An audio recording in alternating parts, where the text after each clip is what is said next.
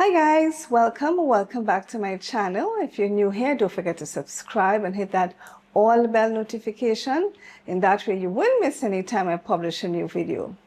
All right, so what are we going to be making today? Well, today we'll be making a green seasoning blend.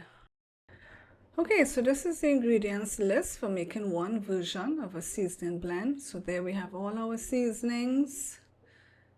We're going to also use some apple cider vinegar and some sea salt as well. I decided to use my grinder to make this seasoning blend. You can use a food processor. So basically you put all your seasonings either in your food processor or in your grinder, as you can see here.